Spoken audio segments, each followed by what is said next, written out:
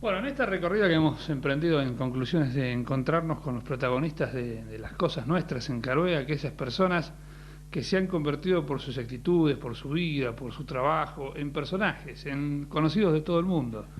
Uno de ellos, y muy querido por todos los que lo conocemos, seguramente es don Andrés Eborben. ¿Cómo le va, Andresito? Bueno, gracias a Dios, bien. Bueno, Bien. supimos que anduvo un poco embromado el año pasado. Sí, bastante, sí. Tuve 6 meses de cama, Ajá. pero ando perfectamente bien ahora. Me estoy recuperando bien, Se está creo. recuperando, eso es lo bueno. Recuperando. Bueno, usted sabe que nosotros le comentábamos recién que la idea es descubrir en usted a aquellas personas, en usted y en otras que hemos visto, aquellas personas que han hecho historia en sus cosas en el pueblo. Y yo sé que mucha gente se va a asombrar cuando yo diga que Andrés no es argentino. ¿Eh?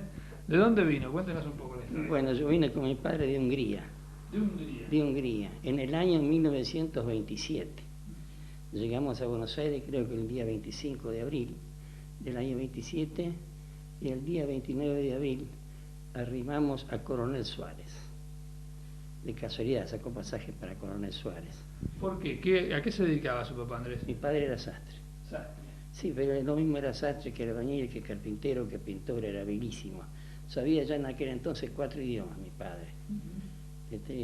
No tenía faltas de ortografía, tenía una caligrafía excepcional ya en esa época. Así que cuando venimos a la Argentina tuvieron problemas con el comunismo en Rumania. Era Hungría, pero en el año 21 pasamos a pasar a gobernar por los rusos, por el comunismo. Y entonces resolvieron emigrar a Norteamérica. Entonces a mi padre, que era uno de los, creo, más preparados, le delegaron a él para que vaya a sacar a la embajada 74 pasajes para Norteamérica. Esto es real. Entonces yo lo acompañé, tenía 7 años.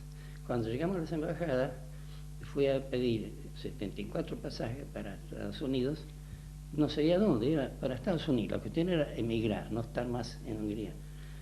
Entonces le dice el que vendía los pasajes, ¿por qué no sacaba pasajes para Sudamérica, que era un país nuevo, y había llegado de la embajada pidiendo labradores?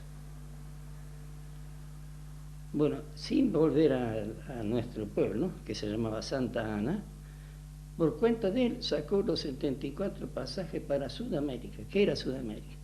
Creía que era Brasil. Hoy mismo, en el hemisferio, creen que Argentina pertenece a Brasil, Sudamérica. No sabía que era Buenos Aires ni nada. Bueno, saca los pasajes para Buenos Aires. Bueno, cuando regresamos al pueblo, bueno, les dijo ya a los demás que había sacado el pasaje para Buenos Aires, que era un país nuevo, y que pensaban labradores y allá no iba a faltar el trabajo. Y así fue que nos embarcamos y venimos a parar a la Argentina, a Buenos Aires. Bueno, venimos en el barco, viajamos, no me acuerdo si 22 días en aquella época. En el barco pasamos 17 días, no veíamos más que agua y mar. Bueno, entonces todo era alegría, todo el mundo contento, tomamos cerveza, todo bien. La cuestión era cuando llegamos acá, ¿dónde vamos a parar? Llegamos acá a Buenos Aires a Migraciones, salieron a buscar trabajo, nadie consiguió trabajo. Papá tenía el dedal en el bolsillo para decir que era sastre, que en aquel entonces quién se hacía un traje. Bueno, no consiguieron trabajo. Entonces, un señor llamado Martín, húngaro, había venido un tiempo antes y había pedido la novia. Y vino la novia con nosotros en el mismo barco. Entonces papá no tenía ninguna orientación, nadie, para ir, por ejemplo, a Mendoza, al sur. Papá le hubiera gustado ir a donde había viñedo, porque mi padre tenía viñedo. Tenía 2 chacras, seguro chica, era sastre mi padre. Y tenía viñedo también. Y le gustaba eso, pero nadie le orientó. Entonces, este señor iba a sacar pasajes. Se había enterado por la novia. La chica tenía creo 17, 18 años. Entonces lo siguió y fue a Constitución. Y cuando el señor este muchacho sacó el pasaje, papá se acercó y pidió esa cantidad de pasajes. ¿Para dónde? No sabía hablar. Para Coronel Suárez. Coronel Suárez. Al diablo nos llegamos.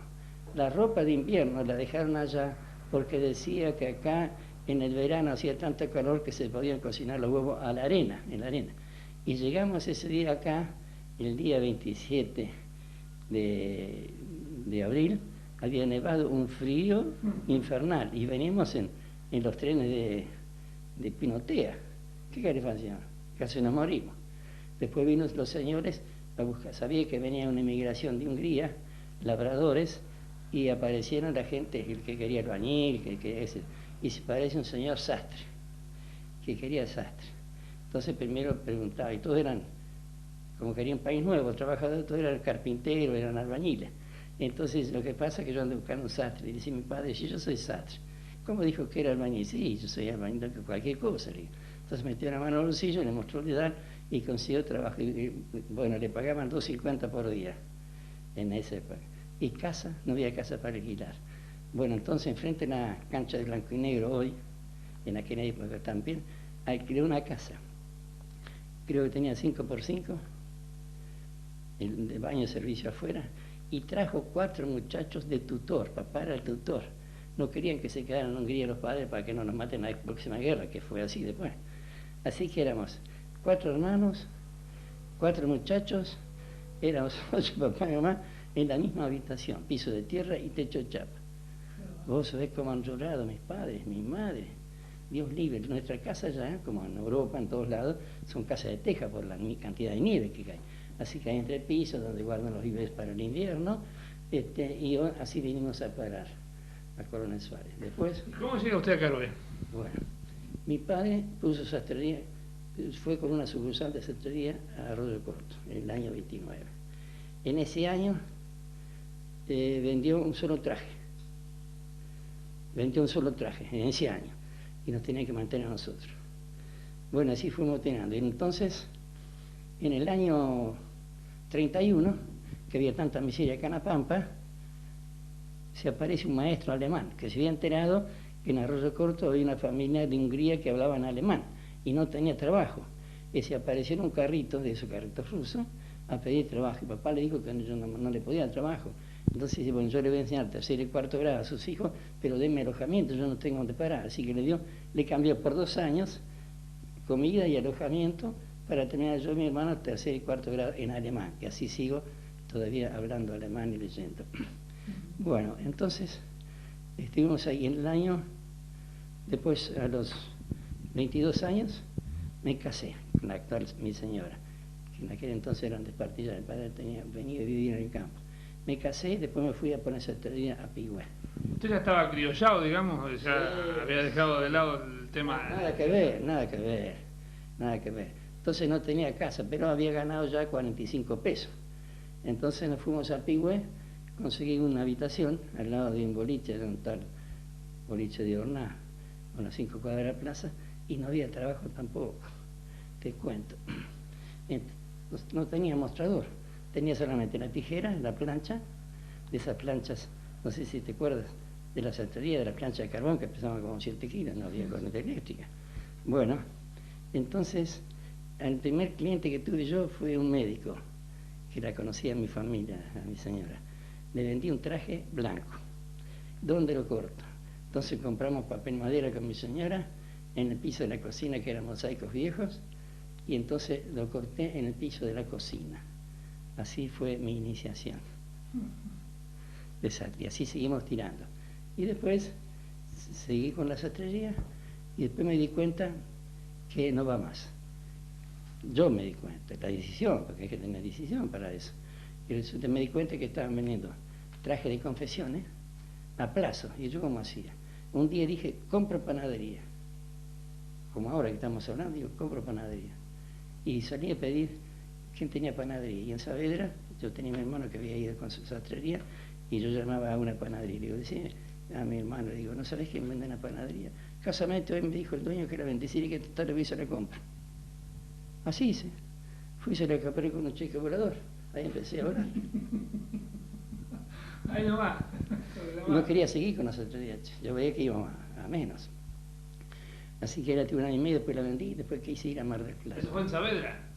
Yo seguí con la sastrería en Pigüé, pero cerrada. Bueno. Y la panadería la compró en Saavedra. La hice muy linda, hice una fiambrería hermosa, así que tenía panadería y fiambrería. Y la vendí. Y bueno, entonces vine a Caroe a buscar Horizonte. Y me encuentro con Enrique Almarza, que inclusive Enrique Almarza, con mi cuñado, un tal Wagner en Pigüé, que todavía vive, le habíamos comprado la confitería. en 40.000 pesos. ¿Qué confitería era esa? La que estaba enfrente del Banco Provincia. Ah, el Recreo Gloria. Exacto, que tocaba la orquesta Pino Santo. Sí, señor. Entonces no me alcanzaba la plata y me buscó a mí y yo era socio capitalista. Tenía que conseguir 10.000 pesos. En esa época era mucho dinero. Y él ponía con 20.000 pesos, Enrique Almarza nos vendió la confitería. Y así seguimos. Después se le murió el padre, después tenemos que vender. Y bueno, seguí con Sastrería primero. Paremos un poco. ¿Había comprado ya la confitería Gloria? O sí, confitería... ¿Cómo se llama? Gloria. No. ¿No? ¿Recuerda cómo se llamaba? No. Pucha, sé que no. Bueno, todo el mundo la conoce. Yo no me sale ahora el nombre. Estaba en Macerera. La esquina... La Armonía era. La Armonía, exactamente. Exacto, claro. La esquina en diagonal. Mira, ¿cómo sería en esa época? En Epecuén no había nada. En época de carnavales teníamos 18 mozos trabajando. Ahí en la esquina. En la esquina, entre la vereda, adentro. ¿Y cómo eran esos carnavales, se acuerdan? ¿Aquellos carnavales de Carué? Sí. Bueno, qué sé yo, te voy a decir que la gente todos se divertían. ¿Cómo hacían? No sé. Igual que en las tardes. En las tardes, yo me acuerdo, todos los empleados iban a tomar su copetín en la confitería. Son insanos. Los sábados de la tarde, los domingos, hacíamos un bailable ahí, se iban con las novias, no sé cómo era. El caso es que la gente se divertía. ¿Se divertía más que ahora? Sí, para mí sí. Claro. Y por ejemplo, ¿hacían un bailable donde lo hacían? ¿Ahí atrás, en el patio? Sí, en el patio, y después en el invierno lo hacíamos allá adentro. Y por ahí me hablaba mi cuñado, che, tenés que traer una orquesta de Epecuén. Entonces yo tenía aquel entonces un coche whip impecable, y me juntaba la música y me venía con la orquesta. Y así que ya hice cualquier cosa. Qué lindo, ¿eh? Bueno, usted también era músico, pero de eso vamos a hablar después. ¿Y cuándo se viene definitivamente, Carlos? ¿Cuándo empieza con el cañón? Bueno, empecé porque, también te cuento, cuando vine acá, después que había vendido la confitería, yo que andaba buscando panadería, o confitería, masitería, y fui a Mar del Plata. No, hay épocas que todo el mundo vende y hay épocas que nadie vende, no pude conseguir nada.